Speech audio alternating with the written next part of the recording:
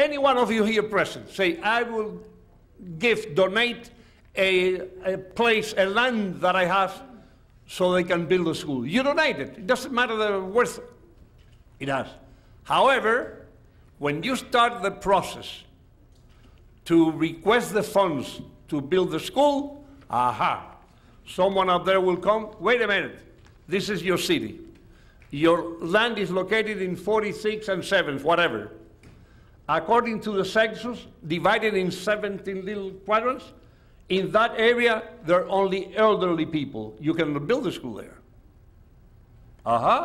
No, we need a hospital. No, because the people that reside there are not in the numbers necessary to justify that grant. And millions of dollars are misconducted or properly conducted because of the census. The census we have right now from the year 2000, where Perla Tabares graciously participated in it, will be enforced for 3 more years, because this new one will take 3 years to start working on it. That's the importance of it. La importancia que tiene el censo no es que sea un censo y que tiene unos números, que sea gente, que usted regala un terreno para que construyan una escuela y el terreno vale lo que vale. Y cuando van a preparar los fondos para construir la escuela, organizando todo, el building, el inspector, el plomero, el chivo, el caballo y el tomate, cuando eso pase, le dice el censo, de acuerdo con el mapa de su ciudad, en ese cuadrante hay varias cositas ahí, pero donde usted tiene el terreno no hay gente joven, hay un montón de viejos como caracol que viven ahí. No puede haber escuela. Bueno, vamos a poner un hospital. De acuerdo con ese plano, el número del porcentaje de personas que viven no califica, porque el censo que tenemos ahora está vigente por 3 años más. Porque el de ahora tarda 3 años en organizar todos esos cuadritos y asuntos. Otra cosa importante, something else important. No one will call you on behalf of the census. Nadie lo va a llamar por teléfono.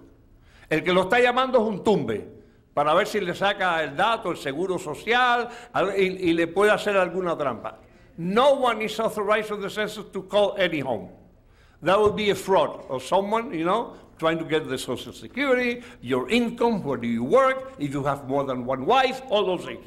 And that's the important thing. So no one will call you, ever.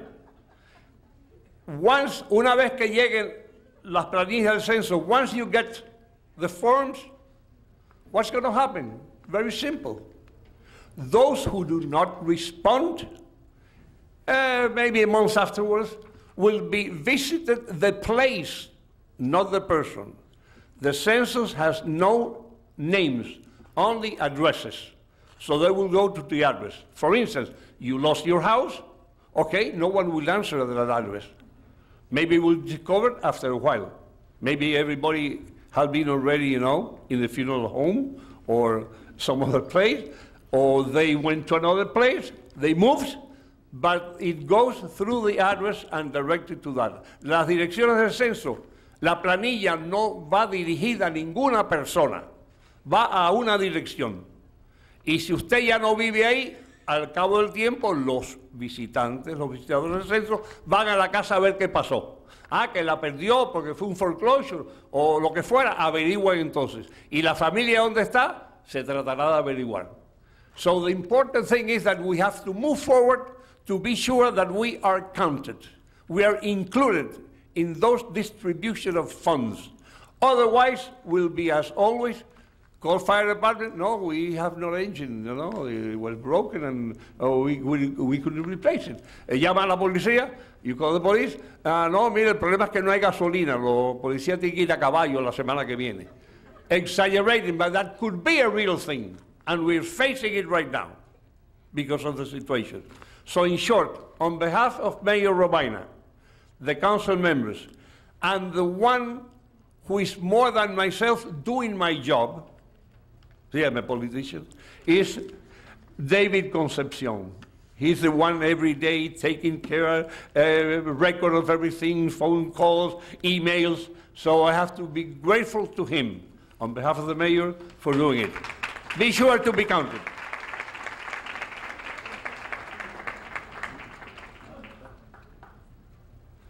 Ven acá. Years back, if I would have committed this mistake, this forgotten identity, I would never open my mouth again. His name is not Loki Luciano. It's Luciano Loki Garcia from the city of Hialeah Gardens. Here with you. Thank you. Good evening, everyone. I'm here representing Mayor Yioset Cruz from Hialeah Gardens, and he's expressed how important this is, just like everyone else has this evening. He sends his apologies because of a last-minute emergency he was unable to attend. But I want to just touch briefly on 2 points. First of all, thanking all of you for taking time out of your busy schedules to be here this evening. And we know that we're really preaching to the choir. You're all here because you know how important this is. You have an idea of how important it is for representation, for getting allocated funds in order to do the projects that help the citizens of our respective communities. So we thank you for coming out. Well, what I'd like to ask, again, is that you please take the time to talk to your friends, talk to your family, talk to your neighbors, and let them know how important this is, because you know how important this is, but we want to make sure that everyone out there gets the message, how important this is. So please, at every opportunity when you're talking to these folks, let them know how important it is. It's not only our responsibility to be counted, but it's in our own best interest, each one of us, to be counted. The other point I wanted to touch on briefly also is that right now we find ourselves, our communities, our state, even our country, in a very tough economic time. One of the benefits of the census is that it creates a lot of temporary and full-time jobs. I'm sure we all know someone or lots of folks who are either unemployed or underemployed, and the census creates the opportunity for this period of time before and during the census where a lot of very good, satisfying jobs are created, and it brings money to those folks who really need it. So I want to encourage you again to let your family, your friends, everyone you know that there is this opportunity. Actually, at the City of Hialeah Gardens, we have within our city every Tuesday from 9 to 11, we have part of our office is open to accept applications for employment in this area, not just in Hialeah Gardens, but in this whole district. So if you know of someone, please let them know that there are very good employment opportunities. They can go to the web, but they can also come by our city, pick up the application, and turn them in. So it's very, very important, okay? So thank you to all of you again for being here this evening, and I encourage you all to please let everyone know how important this is. Now it's my pleasure to introduce from the U.S. Census Bureau, Ralph de la Portilla.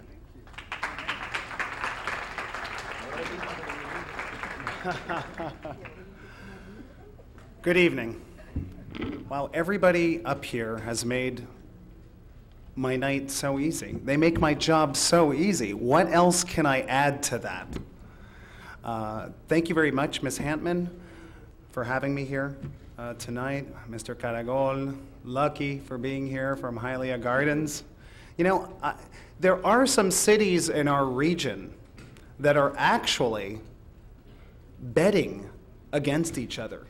They're betting as to who is going to have, we're talking mayors. Mayors are actually betting other mayors in other parts, okay? I haven't heard of one such bet happening in Miami-Dade County, but this is really happening, where they're betting which city is gonna have a higher mail-back response rate.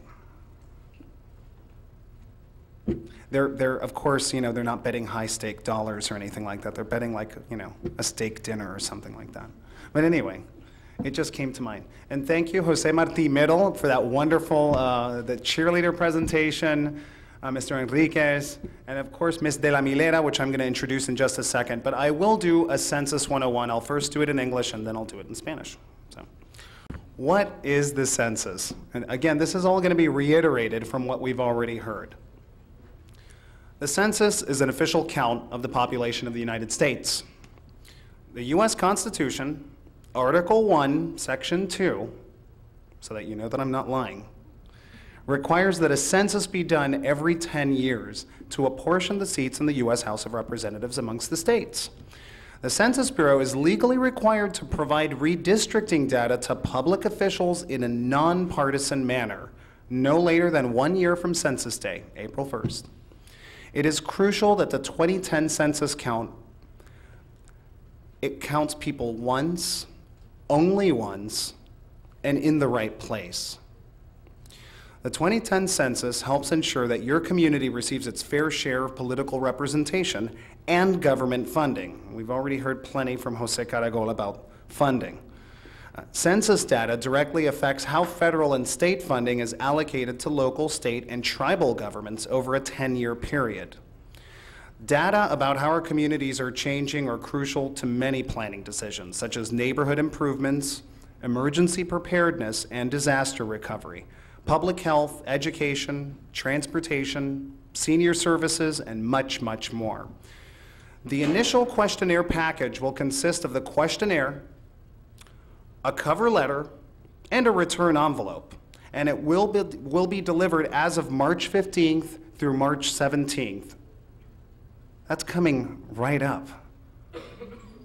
Right? Census Day is upon us. And so the 2010 census is here, and answering it is easy and safe. And with the 10 minutes it takes to fill out, you'll be helping your community progress. Keeping your answers safe and confidential is our highest priority by law. And this is also so that you know that I'm not lying, okay? Title 13 U.S. Code. Anybody can look this up and read it. The Census Bureau cannot share the answers that respondents provide with anyone or any other governmental agency, period. Additionally, every Census Bureau employee has taken an oath to protect your information and is subject to a jail term of up to 5 years and a fine up to $250,000, or both, if he or she discloses any information that could identify you or your household. And trust me, I don't want to switch my suit out for an orange one, for the orange jumpsuit. I don't look good in orange at all. It's serious. It's the law. The amount of Latinos in this country is growing every day. It's important to make sure that we get counted in the census so that we can make our presence really count. So it comes in about 2 weeks. It's all about the 3 R's is what I say, okay? It's representation, resources, and respect. If you want to learn more information about it, you can log on to the web, 2010census.gov. And of course, we're going to get into Ms. de la Mileras. Let me go ahead and reiterate this quickly in Spanish. ¿Qué es el censo? El censo es un conteo oficial de la población de los Estados Unidos. La Constitución de los Estados Unidos, artículo 1, sección 2, exige que se realice un censo cada 10 años para distribuir los escaños en la Cámara de Representantes de los Estados Unidos. La Oficina del Censo está obligada legalmente a proporcionar los datos de la redistribución a los funcionarios públicos en una forma no partidista, a más tardar 1 año a partir del día del censo, el 1 de abril.